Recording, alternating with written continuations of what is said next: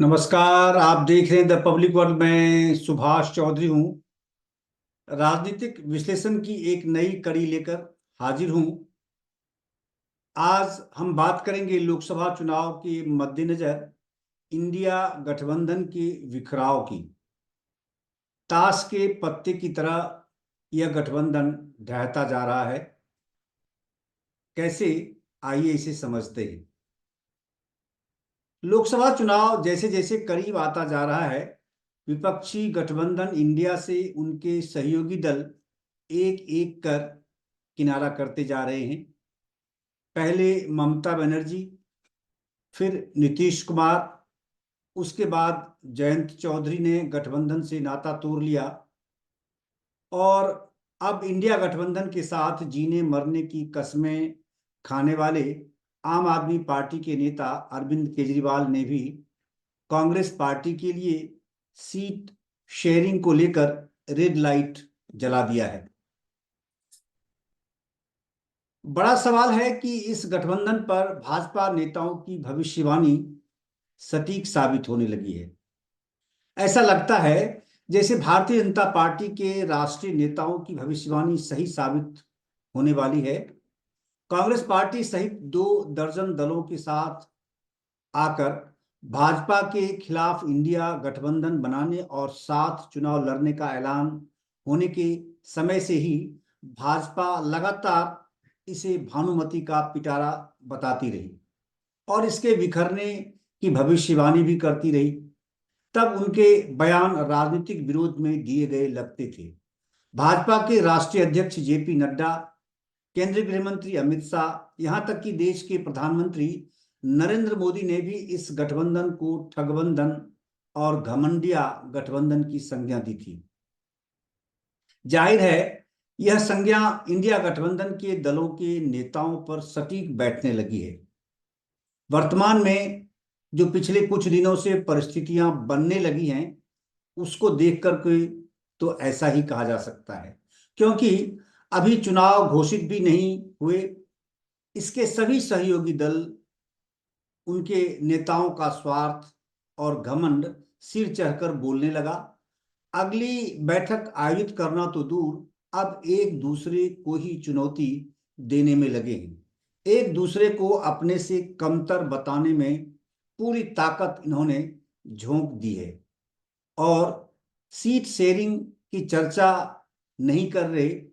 यहां तक कि अब इनके सभी दलों की कोई बैठक लंबे समय से नहीं हो पाई है। कांग्रेस पार्टी के नेता यात्रा निकालने में मशगूल हैं, अपनी पार्टी को मजबूत करने का सपना देख रहे हैं, उसके लिए नाटक कर रहे हैं और सभी क्षेत्रीय दलों को उनके हाल पर छोड़ रखा है।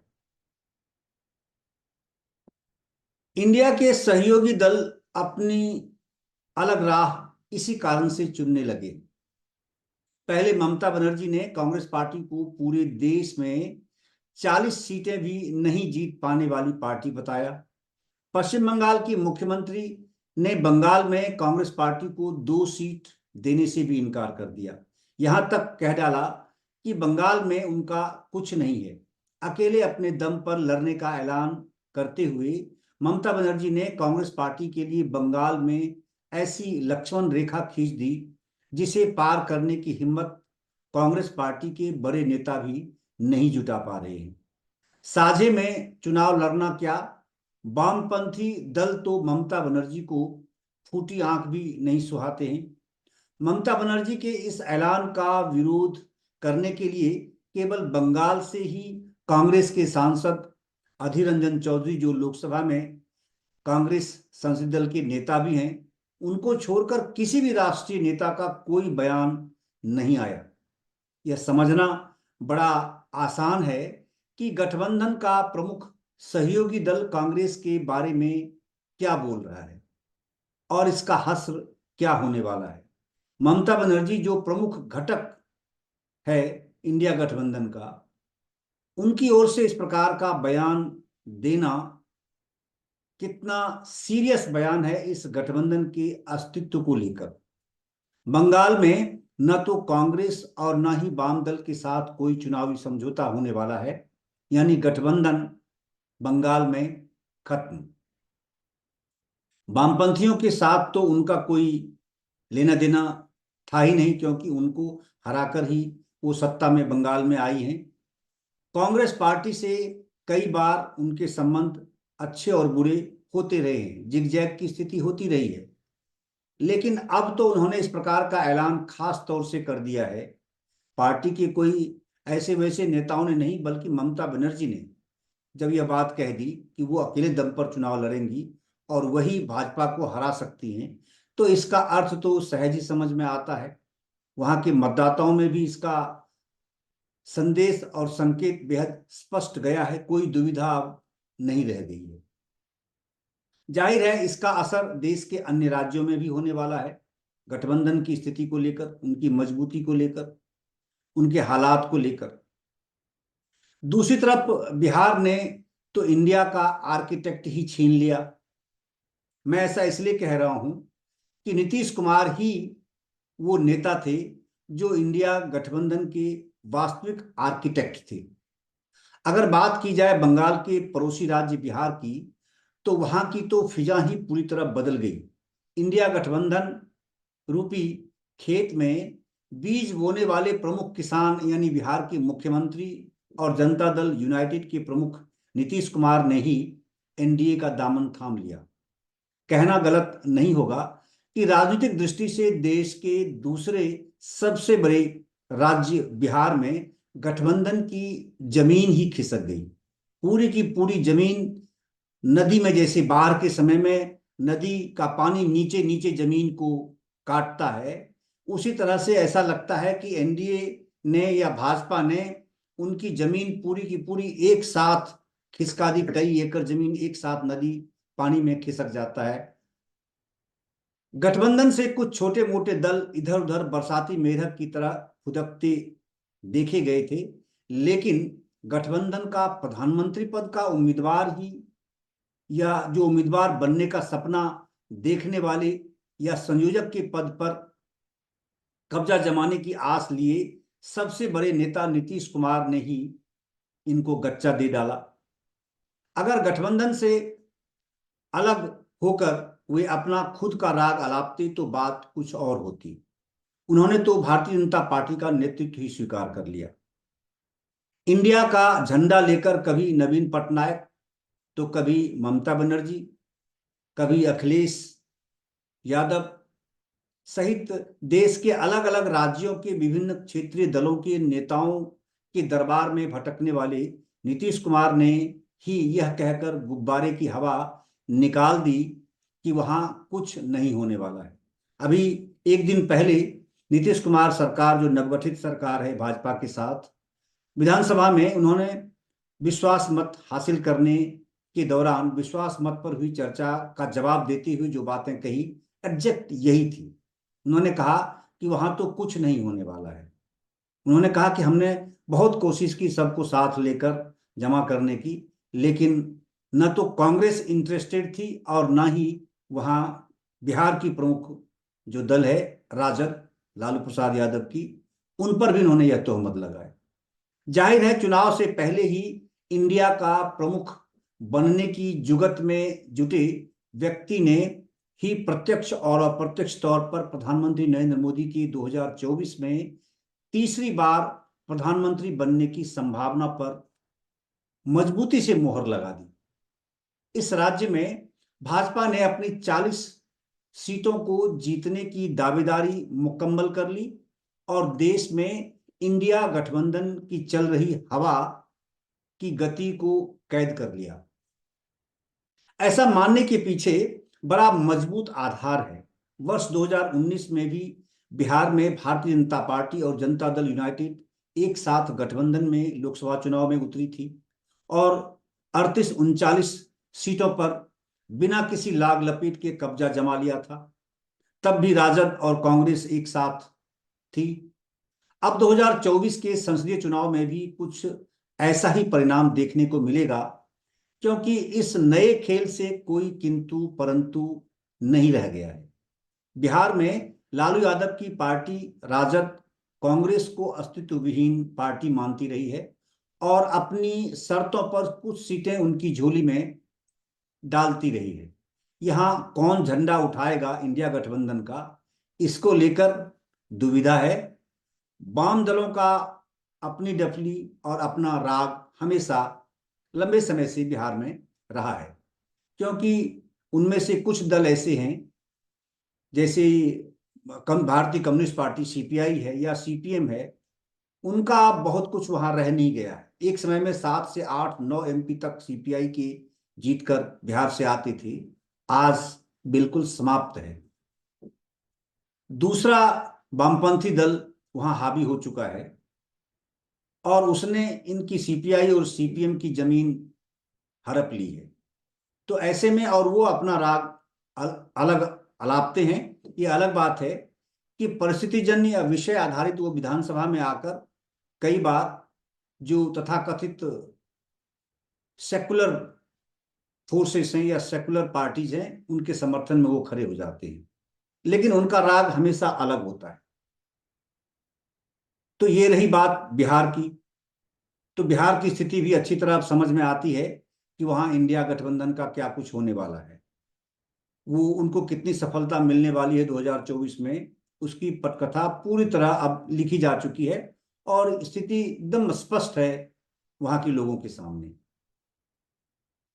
अब बात करते हैं यूपी की। यूपी में भी इस गठबंधन का एक मजबूत पाया खिसक गया। हालांकि इसके लिए भाजपा को जिम्मेदार ठहराया जाता है, लेकिन जिसके घर टूटते हैं तो उस घर के मालिक, उसका नेतृत्व प्रदान करने वाले व्यक्ति या उस घर के अन्य जो सदस्य हैं, क्या उनकी कोई जिम्मेदारी नहीं बनती है कि अगर उस घर का कोई सदस्य रूठ कर या किसी कारण से नाराज होकर या टूट कर उनसे अलग कहीं जाने लगता है, तो क्या उस घर के सभी सदस्यों की जिम्मेदारी नहीं बनती है कि आप अपने घर को ठीक रखें, समझाएं बुझाएं या उनको उनका विश्वास हासिल करें? लेकिन ऐसा होता नहीं है। यहाँ एक ऐसी परंपरा चल पड़ी है कि घर किसी का टूटता है और दोष आरोप किसी अन्य पर मर दिया जाता है कि उन्होंने खरीद लिया, उन्होंने उनको झटका दे दिया, उन्होंने उनको आकर्षित कर लिया। कुछ इसी प्रकार की स्थिति यूपी में भी देखने को मिल रही है। देश के सबसे बड़े राज्य उत्तर प्रदेश में भारतीय जनता पार्टी ने 2019 के लोकसभा चुनाव में 62 सीटें जीती थी, जबकि सहयोगी दल अपना दल को भी 2 सीटों पर कामयाबी मिली थी। इस बार भाजपा नेतृत्व से पहले चुनाव से पहले ही अपनी व्यूह रचना को मजबूत करने में लगा हुआ है। इस रणनीति का हिस्सा पश्चिमी उत्तर प्रदेश में खास पकड़ रखने वाली जयंत चौधरी की पार्टी लोक दल पर डोरे डालना रहा। जयंत चौधरी की पार्टी का समाजवादी पार्टी के साथ विधानसभा चुनाव में गठबंधन था। अनुभव अच्छा नहीं रहा, क्योंकि परिणाम उम्मीद से कहीं कोसों दूर रहा। जो उम्मीद थी जयंत चौधरी को, वो नहीं हुआ। ये अकाट्य सत्य है उत्तर प्रदेश की राजनीति का कि चौधरी चरण सिंह के समर्थक यानी जाट समुदाय, लोकदल के समर्थक और अखिलेश यादव के समर्थक, इन दोनों में आपस में कभी भी एका नहीं होता। एक दूसरे के लिए वोट ट्रांसफर नहीं होते। कई बार ऐसा आता है कि चौधरी चरण सिंह के परिवार के अनुयायी या उनके समर्थक या जाट समुदाय के जो मतदाता हैं, वो अखिलेश यादव के पक्ष में तो वोट डाल देते हैं, मगर अखिलेश यादव के जो समर्थक हैं, उनके वोट इनके समर्थन में नहीं डाले जाते हैं। इसलिए ये स्थिति बनती है और वही कारण, बड़ा कारण रहा है कि जयंत चौधरी का सपना टूट गया अखिलेश यादव के साथ गठबंधन के बाद। उनको जो उम्मीद थी कि जो वो हासिल करेंगे, वो हासिल विधानसभा चुनाव में नहीं कर पाए। अब प्रधानमंत्री नरेंद्र मोदी ने पूर्व प्रधानमंत्री चौधरी चरण सिंह को भारत रत्न से सम्मानित करने का ऐलान कर दिया, जिसका सीधा असर जयंत चौधरी के दिल पर पड़ा, उनके समर्थकों की मानसिकता पर पड़ा। यह असर ऐसा पड़ा कि जयंत चौधरी ने पत्रकारों से बातचीत में यहां तक कह दिया कि किस मुंह से हम उनके साथ जाने से मना कर दें। यानी यहां भाजपा ने एक तरफ इंडिया गठबंधन, जिसमें कांग्रेस और समाजवादी पार्टी शामिल है, को कमजोर किया, तो दूसरी तरफ पश्चिमी उत्तर प्रदेश की सभी सीटों पर भाजपा को मजबूती दिलाने का जुगाड़ अच्छी तरह कर लिया। पश्चिमी उत्तर प्रदेश की लगभग 27 विधानसभा क्षेत्रों में जाट मतदाताओं का बोलबाला है। जाट मतदाताओं पर सर्वाधिक असर पूर्व प्रधानमंत्री चौधरी चरण सिंह के खानदान और उनके वारिस का रहता है। ये स्थापित बात है पश्चिमी उत्तर प्रदेश की दृष्टि से। चाहे वह परिवार या उस परिवार के सदस्य चुनाव हार जाएं, बावजूद इसके लोग उनके साथ रहते हैं। यह परिवार जिस दिशा में जाता है, चाहे उनकी हार हो या जीत, जाट समाज उसके साथ बहुतायत में खड़े होते रहे हैं। यहां तक कि थोड़ा आगे बढ़कर भी मैं कह सकता हूं कि जो किसान और कमेरे वर्ग के लोग हैं उस इलाके में, वो हमेशा चौधरी चरण सिंह के परिवार के साथ रहते हैं। और इस बार तो चौधरी साहब को भारत रत्न देने का ऐलान करना अपने आप में जाट समाज के स्वाभिमान को सहलाने के लिए काफी है। जयंत चौधरी अब एनडीए गठबंधन के साथ खड़े हैं, क्योंकि उन्होंने वहां अपने अनुयायियों, अपने समर्थकों का मूड भी अच्छी तरह भांप लिया था कि वो किसी ऐसे प्लेटफॉर्म की तलाश में थे जहां जाकर उनको मजबूती मिल सके। जाहिर है इसमें भाजपा और जयंत चौधरी की पार्टी लोकदल दोनों का नफा नुकसान शामिल है। उन्हें ऐसा लगता है कि भविष्य में उत्तर प्रदेश की राजनीति में अगर अपने अस्तित्व को बचाए रखना है तो भाजपा जैसी मजबूत पार्टी के साथ जाना ही लाभकारी होगा। वहां उन्हें पद भी मिलेंगे और पार्टी को मजबूती भी प्रदान करने का मौका भी। संभव है उन्हें यह बात अच्छी तरह समझ आ गई है कि लंबे समय तक सत्ता से दूर रहने वाले राजनीतिक दल से उनके कार्यकर्ता और अनुयायी धीरे धीरे निराश होने लगते हैं और अंततः उनका साथ छोड़ जाते हैं। तो इस स्थिति से जयंत चौधरी अब बचना चाहते थे, क्योंकि यह स्थिति जयंत चौधरी के साथ उत्पन्न हो चुकी थी और उन्हें देर सवेर इसका अंदाजा लग गया। शायद उन्हें इस बात का इंतजार था कि उन्हें कोई सटीक बहाना मिले। अखिलेश यादव से अपना पाला भी वो छुड़ाना चाहते थे, सो उन्हें चौधरी साहब को भारत रत्न के ऐलान का मजबूत बहाना भी मिल गया। भाजपा ने यह बहाना उनको दे दिया। इसको लेकर न समाज के लोग सवाल खड़े करेंगे और न ही कोई सत्ता लोलुपता का आरोप लगा पाएंगे। अब भाजपा उत्तर प्रदेश में 2019 से आगे अगर नहीं भी गई तो कम से कम उस इतिहास को दोहराने की स्थिति में तो पहुंच ही गई है, क्योंकि कई ऐसे छोटे दल जो उनको छोड़कर विधानसभा चुनाव में अखिलेश यादव के साथ चले गए थे, फिर से भाजपा के साथ आ गए हैं। जबकि आने वाले कुछ समय में इस कहानी की पटकथा में कुछ और किरदार जोड़े और तोड़े जा सकते हैं। कुल मिलाकर यहां भी इंडिया गठबंधन द्विदलीय बनकर रह गया है, क्योंकि बहुजन समाज पार्टी पहले ही अकेले चुनाव लड़ने का ऐलान कर चुकी है। तो अब यूपी में केवल सपा और कांग्रेस, उनके बीच भी मेली कुश्ती चल रही है। कभी वो कांग्रेस को 11 सीटें देते हैं, कांग्रेस उस पर कुछ नहीं बोलती है। यानी इसके पीछे भी कुछ और कहानी चल रही है। संभव है वहां भी कांग्रेस अकेले ही चुनावी मैदान में दिखे और सपा को भी अकेले ही अपनी नैया का पतवार संभालना पड़ेगा। बस अब इससे अंदाजा लगाया जा सकता है कि जब सभी पार्टियां अलग अलग चुनाव लड़ेंगी तो फिर भाजपा की बाँछें तो खिलनी ही खिलनी है। और तब जबकि उन्होंने जयंत चौधरी जैसे मजबूत पश्चिमी उत्तर प्रदेश के नेता को अपने साथ ले लिया हो। और चौधरी चरण सिंह को भारत रत्न देने का ऐलान करने के साथ ही जाट मतदाताओं का मूड बहुतायत में बदलने लगा है। वहां बड़ी सकारात्मक प्रतिक्रिया भाजपा और नरेंद्र मोदी के प्रति देखने को पिछले 2-3 दिनों में मिली है। तो इससे अंदाजा स्पष्ट लगाया जा सकता है कि यूपी में क्या कुछ होने वाला है। यानी भाजपा पूरी तरह फिर 2019 का इतिहास दोहरा सकती है। अब चलते हैं देश की राजधानी दिल्ली की ओर। तो दिल्ली में कांग्रेस के लिए आम आदमी पार्टी ने रेड लाइट जला दी है। ऐसा मेरा कहने के पीछे बड़ा मजबूत आधार है और आज उसको और बल मिल गया है। इंडिया गठबंधन के साथ ही जीने मरने की कस्में रोज खाने वाले अरविंद केजरीवाल की बात अगर की जाए तो पश्चिम बंगाल, बिहार और उत्तर प्रदेश के झटके से इंडिया गठबंधन उबर भी नहीं पाई थी कि दिल्ली में आम आदमी पार्टी ने आज कांग्रेस पार्टी के लिए सीट शेयरिंग को लेकर रेड लाइट जला दी, उनके लिए साफ संकेत दे दिया। दरअसल देश के दो राज्यों दिल्ली और पंजाब में सत्ता में बैठी आम आदमी पार्टी ने कांग्रेस पार्टी को दिल्ली में एक लोकसभा सीट पर चुनाव लड़ने का ऑफर दिया। पार्टी के नेता संदीप पाठक ने आज शर्तिया ऐलान कर दिया कि उनकी पार्टी कांग्रेस को दिल्ली में एक सीट देने का प्रस्ताव करती है, जबकि आम आदमी पार्टी 6 सीटों पर अपना उम्मीदवार उतारेगी। अगर बात केवल दिल्ली तक ही सीमित होती तो कोई बात नहीं। संदीप पाठक ने कांग्रेस को गुजरात में उनके विधायक की संख्या बताकर नसीहत दे दी। उन्होंने यहां तक कह दिया कि कांग्रेस पार्टी अगर समय पर जवाब नहीं देती है तो दिल्ली की 6 सीटों पर अपने उम्मीदवार का ऐलान पार्टी कर देगी और वो चुनावी तैयारी में जुट जाएगी, यानी वो कांग्रेस का इंतजार नहीं करेगी।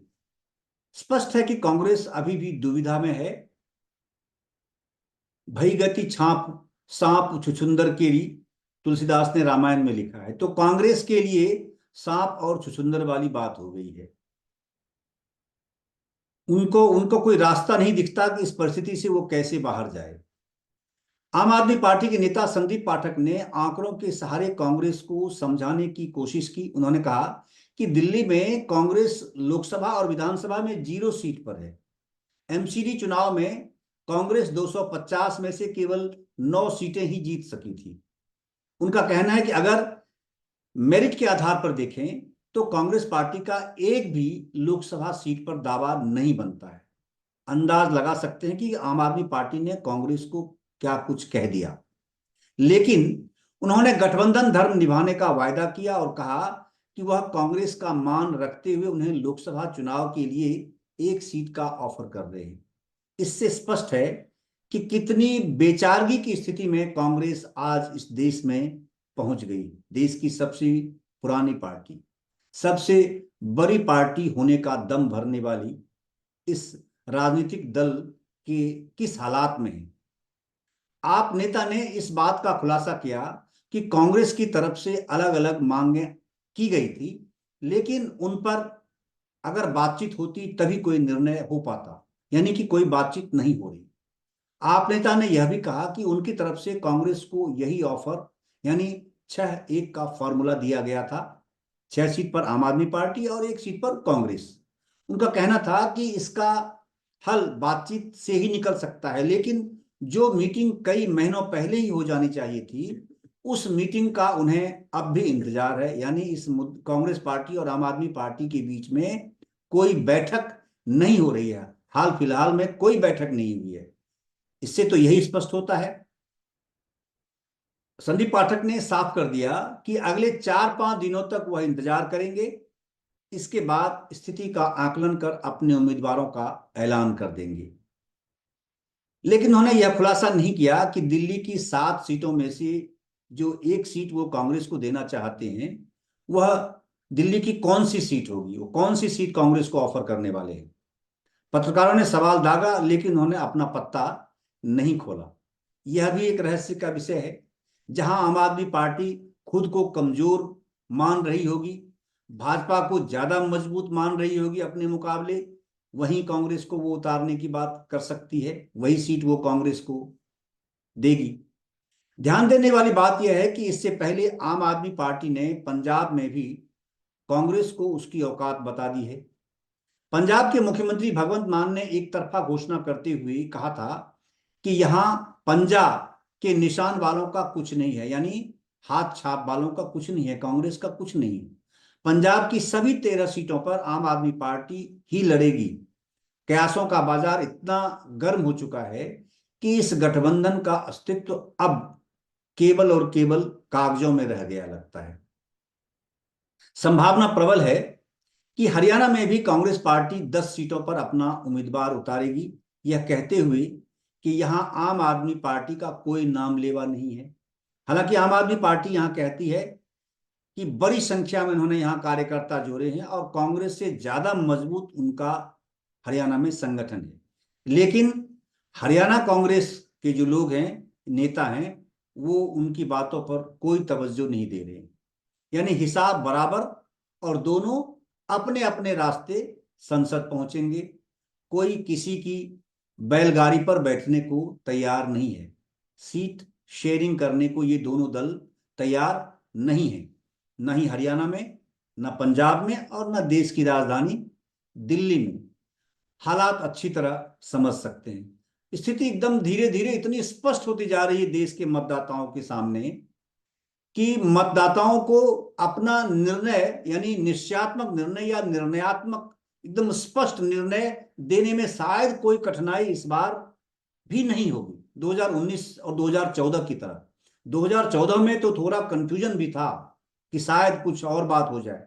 2019 में भी कुछ बातें लोग कर रहे थे, चुनावी विश्लेषक ऐसी बातें बता रहे थे, लेकिन मतदाता बहुत बहुत क्लियर था अपने दिमाग में कि उसे क्या करना है और क्या होने वाला है देश में। और इस बार तो और ये गठबंधन बनाकर, और गठबंधन बना, हवा बनी, और फिर इस तरह से ये धीरे धीरे सूखे पत्तों की तरह झड़ते जा रहे हैं और बिखरते जा रहे हैं। इससे तो मतदाता स्पष्ट संकेत ले रहा है, उसे पता चल रहा है, उनको संदेश ये जा रहा है कि देश में 2024 के चुनाव में जो अप्रैल मई में होने वाला है उसमें क्या कुछ होने वाला है।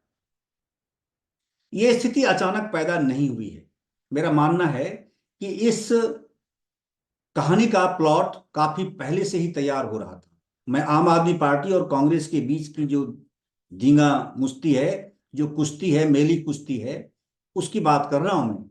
कि पिछले दिनों पंजाब के तरन तारण में एक रैली को संबोधित करते हुए दिल्ली के मुख्यमंत्री अरविंद केजरीवाल ने बड़ा बयान दिया था। केजरीवाल ने कहा था कि दिल्ली की जनता ने ठान लिया है कि सभी 7 लोकसभा सीटें आम आदमी पार्टी को देनी है। क्या कहना चाहते थे वो? और अगर वो गठबंधन में हैं, गठबंधन में जुड़ने के बाद तरन तारण में रैली हुई और वहां उन्होंने ये बातें कही, तो क्या इस प्रकार के, क्या ये गठबंधन धर्म है? क्या लगता है कि वो लोग गठबंधन को आगे बढ़ाने की मंशा में थे? मुझे तो बिल्कुल नहीं लगता कि पहले से वो इस प्रकार का संकेत दे रहे थे। दूसरी तरफ पंजाब के मुख्यमंत्री भगवंत मान ने भी कहा था कि पंजाब की सभी 13 और चंडीगढ़ की एक सीट, यानी चंडीगढ़ पर भी कब्जा सीट आम आदमी पार्टी ही जीतेगी। एक सामान्य व्यक्ति भी इन दोनों मुख्यमंत्रियों के बयानों को बड़ी आसानी से समझ सकता है कि पंजाब और दिल्ली में इंडिया गठबंधन की तस्वीर कैसी रहने वाली है। यह स्पष्ट हो चुका है कि क्या यहां इंडिया गठबंधन है या केवल नाम भर है। आंकड़े से कांग्रेस की औकात बताई जा रही है आम आदमी पार्टी के द्वारा, मगर कांग्रेस की ओर से कोई ऐसा रिस्पॉन्स नहीं आ रहा है उनकी बात को काटने वाला। आम आदमी पार्टी के नेता ने मीडिया के सामने जिन तथ्यों का खुलासा किया, उससे तो यही स्पष्ट होता है कि गठबंधन में सब कुछ ठीक ठाक नहीं, बल्कि कुछ भी ठीक नहीं है। जब सीट शेयरिंग को लेकर लंबे समय से आपस में बातचीत भी नहीं हो रही है, तो आखिर गठबंधन किस बात का? केवल हवाबाजी करने के लिए? तो देश की जनता तो अब इतनी बेवकूफ है नहीं जो इनके झांसे में आ जाए। केवल बयानबाजी से, भारत जोड़ो यात्रा का नाटक करने से, या समाज के कुछ अलग अलग लोगों से बातचीत कर सोशल मीडिया पर परोसने से जनता अब समझने वाली नहीं है, भटकने वाली नहीं है। वो नहीं चाहती है कि देश में त्रिशंकु सरकार बने। वो नहीं चाहती है कि देश में गठबंधन की 25 पार्टियों की मिलकर सरकार बने, बैसाखी पर चलने वाली सरकार बने, जिससे कि देश की अर्थव्यवस्था को फिर पलीता लगा दिया जाए, लोग फिर परेशान हों। तो भारत की जनता को अब पिछले 10 वर्षों में सीधे अपने अकाउंट में सरकारी योजनाओं का लाभ पहुंचने का मजा आने लगा है। जनता अब किसी प्रकार से बिचौलिए को पसंद नहीं करती है। उन्हें सीधा प्रधानमंत्री से एक क्लिक में अपने अकाउंट में लाभ चाहिए, चाहे वह आर्थिक लाभ हो या फिर सरकारी योजनागत किसी अन्य प्रकार का लाभ हो। वह उनको आने लगा है पिछले 10 वर्षों में। डायरेक्ट टू बेनिफिशियरी, डीबीटी, उसको इतना प्रभावी, जबकि कांग्रेस के जमाने की ये कहानी शुरू हुई थी, उन्होंने ये तंत्र शुरू किया था, लेकिन इफेक्टिव नहीं था, केवल प्रतीकात्मक चल रहा था। और उसको नरेंद्र मोदी सरकार ने इतना मजबूत कर दिया और उसका सदुपयोग इतने अच्छे ढंग से किया कि डायरेक्ट बेनिफिशियरी से प्रधानमंत्री नरेंद्र मोदी का सीधा संवाद स्थापित हो गया।